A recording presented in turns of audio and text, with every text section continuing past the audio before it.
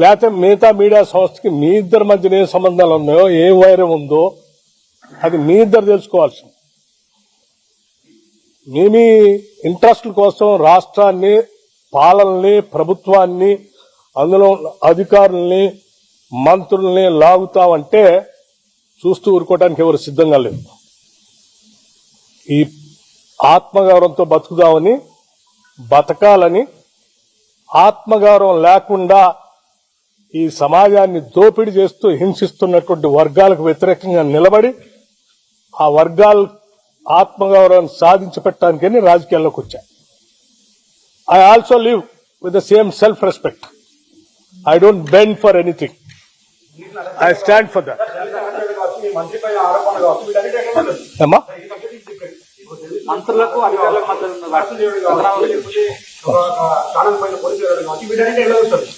చాలా దురదృష్టం. That's what I'm saying.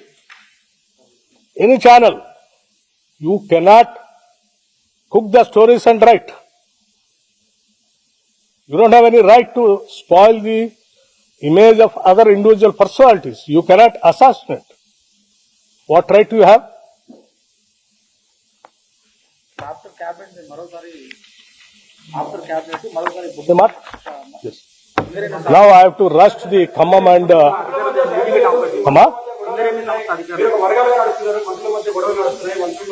మా మంత్రులందరూ ఒక్క నిమిషం, మా ముఖ్యమంత్రి గాని మంత్రులు గాని ఈ రాష్ట్ర ప్రజల విస్తృత ప్రయోజనాల కోసం పనిచేస్తా ఉన్నారు.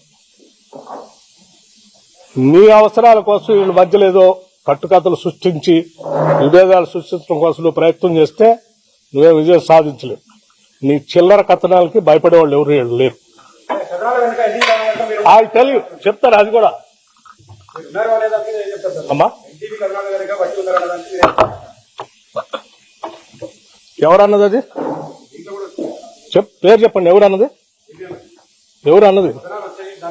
ఎవరు రాసింది? ఎస్. మరి ఆయన ఏడ కూర్చొని విన్నాడో, ఏడ చూసి రాశాడో నాకు తెలియదు. అది కూడా అడుగుతాను. Question of my self respect. నేనేం గాలికి రాలేదాకా 40 సంవత్సరాలు సభలో సభ బయట పోరాటం చేస్తూ ఈ సమాజం కోసం అడ్డంగా నిలబడి పోరాటం చేస్తుంటుంటాడు. నీచ నికృష్టపు దిగజారిపోయి రాజకీయాల కోసం ఇటువంటి కట్టుకథనాలను సృష్టించటమో లేకపోతే వాటిని స్ప్రెడ్ చేయటం చేసే అంత వీక్ క్యారెక్టర్ కాదు బట్టి విక్రమార్క. లేకపోతే నేను మొదటి నుంచి కాంగ్రెస్ పార్టీలో ఉండి రాజశేఖర రెడ్డి గారికి అత్యంత సన్నిధులుగా. రైట్. నేను 40 ఏళ్ల పాటుగా రాజకీయ జీవితంలో ఉన్న అనేక సమస్యలు ఎదుర్కొని ఇదాకా వచ్చిన, ఎవరో ఏదో పిట్టకథ రాశారని చెప్తే భయపడేవాడిని కాదు. నేను రాధాకృష్ణ తెలుసుకుంటాం. వెంటనే సింగరేణి సంస్థకి నేను ఇన్స్ట్రక్ట్ చేసిన ఆ టెండర్ రద్దు చేయమని చెప్పి బట్టి విక్రమార్క మాట్లాడడం చూస్తున్నాం. గద్దల్ని, దోపిడీదారుల్ని నేనున్నంత కాలం ఈ ప్రభుత్వ ఆస్తులపై కన్నేయకుండా కాపాడుతానది నా బాధ్యత. ఏదో పడితే అది రాసి పర్సనల్గా అటాక్ చేస్తే అసల్ట్ చేయడం సరైన పద్ధతి కాదు అన్నట్టుగా బట్టి విక్రమార్క మాట్లాడుతున్నారు. మొన్న మంత్రి పైన ఓ మీడియా ఛానల్ కథనం, ఈరోజు డిప్యూటీ సీఎం పైన ఇంకో వార్తాపత్రికల్లో ఇంకో కథనం. ఈ రెండింటి మధ్య లింక్ ఉందా? రెండింటి మధ్య అసలు ఏంటి? అసలు బట్టి విక్రమార్కని ఆ టాపిక్తో ముడిపెడుతూ ఏబిఎన్ ఆంధ్రజ్యోతి కథనంలో వచ్చినటువంటి ఆ వార్తలో వాస్తవం ఎంత? అసలు పొలిటికల్ సినారియోలో ఏం జరుగుతోంది? మొన్న మధ్య మంత్రుల మధ్య విభేదాలు క్రియేట్ చేయడం కోసం పలు ఛానళ్లు ప్రయత్నం చేస్తున్నాయని, ఆ తర్వాత ఇంకోసారి ఈ వార్తా కథనంతో దాన్ని మరింతగా బలం చేకూర్చే ప్రయత్నం కనబడుతోంది. మా ప్రతినిధి మధు ఉన్నారు లైవ్లో. ఎస్ మధు, సో మొన్న ఒక ఎన్టీవీ ఛానల్ కథనానికి ఓ మంత్రి రియాక్ట్ అవ్వడం, కన్నీళ్లు పెట్టడం, ఇంత విషమిచ్చి చంపేయడం అనే రకంగా ఆయన మాట్లాడుకొచ్చారు. ఆ తర్వాత అరెస్ట్ల పర్వము, విచారణ రకరకాలుగా జరిగింది. ఆ తతంగం అంతా అయిపోయింది. ఈ రోజు వచ్చినటువంటి ఈ మీడియా పత్రిక కథనంలో ఆ ప్రస్తావన తీసుకొచ్చి దానికి బట్టి విక్రమార్కకు లింక్ ఉంది అన్నట్టుగా రాసుకొచ్చారు. దాన్ని ఎక్కడ నైని బ్లాక్, ఒడిశాలో ఉన్నటువంటి నైని బ్లాక్తో లింకు పెడుతూ బట్టి విక్రమార్క ప్రమేయం ఉంది, ఆ ప్రమేయానికి ఒప్పుకోకపోవడంతో బట్టి విక్రమార్క ఏదో కథ అల్లారు, ఏదో జరిగిందన్నట్టుగా రాసుకొచ్చారు.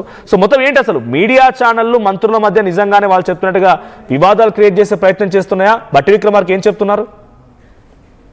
ఎగ్జాక్ట్లీ కోమటిరెడ్డి మీద వచ్చిన కథనం లాస్ట్కు తిరిగి మళ్ళీ అది బట్టి మీదకి మళ్ళినటువంటి పరిస్థితి. ఎన్టీవీలో వచ్చినటువంటి కథనం వెనకాల బట్టి విక్రమార్క ఉన్నారు అనేటువంటి విధంగా నిన్న ఏబిఎన్ రాధాకృష్ణ, ఆయన ఆంధ్రజ్యోతి రాధాకృష్ణ రాసినటువంటి కొత్త పలుకుకు సంబంధించినటువంటి బట్టి కొద్దిసేపటి క్రితమే రియాక్ట్ అయ్యారు. మీడియా సమావేశం ప్రగతి ప్రజాభవన్లో ఆయన మాట్లాడిన తర్వాత ఖమ్మం వెళ్ళిపోయారు. ఖమ్మం నుంచి తర్వాత సాయంత్రం వరంగల్ మేడారం జాతరకు వెళ్తారు. అక్కడ కేబినెట్ సమావేశంలో పాల్గొంటారు.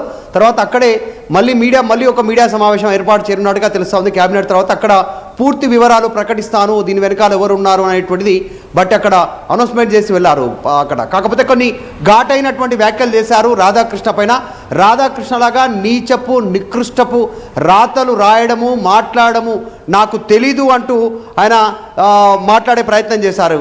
నన్ను ఇట్లేదో వీక్ చేసి నన్ను ఏదో పైన అభాండం వేస్తే ఊరుకునేది లేదు, ఎవరినో సంతృప్తి పరచడానికి, ఎవరి మీదనో ఇష్టంతోటో ఎవరి మీదనో ప్రేమతోటో నా పైన అభాండాలు వేస్తుంటే ఊరుకునేది లేదు. 40 సంవత్సరాలు బయట లోపల కష్టపడి ఇక్కడ వరకు వచ్చాను.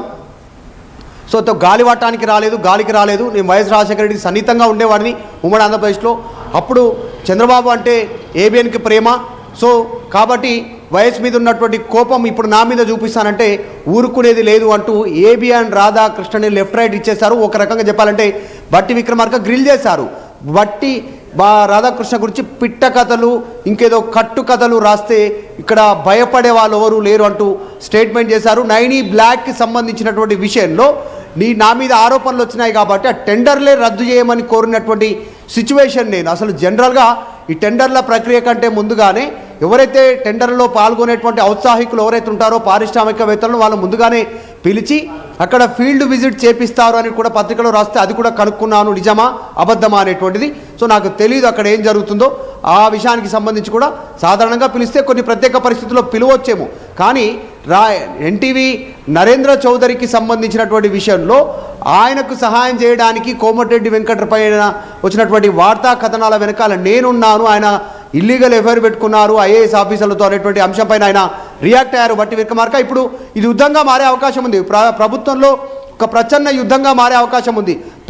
ఇటు ప్రతిపక్షాలు ఆల్రెడీ ఆరోపణలు చేస్తూ ఉన్నాయి, తీవ్రమైనటువంటి అవినీతి జరుగుతుంది కాంగ్రెస్ ప్రభుత్వంలో తెలంగాణలో ఒక వైపు చెబుతూ ఉంటే, ఇప్పుడు డైరెక్ట్గా మంత్రి డిప్యూటీ సీఎంగా ఉన్నటువంటి బట్టి విక్రమార్కనే రియాక్ట్ కావడం, దీని వెనకాల ఎవరున్నారో నాకు తెలుసు అనేటువంటి స్టేట్మెంట్ చేయడంతో పెద్ద ఎత్తున చర్చ కొనసాగుతుంది. కాకపోతే ఆంధ్రజ్యోతిలో కూడా పూర్తి కథనం రాలేదు అనేటువంటి వార్తలు వినిపిస్తూ ఉన్నాయి. అసలు బిహైండ్ రీజన్ ఏంది? ఆంధ్రజ్యోతి మొన్న ఎన్టీవీలో వచ్చినటువంటి వార్తా కథనం ఒక మంత్రిని బ్లేమ్ చేయడానికి రాపిచ్చారని చెప్తే, అసలు ఆంధ్రజ్యోతిలో వచ్చినటువంటి వార్త కూడా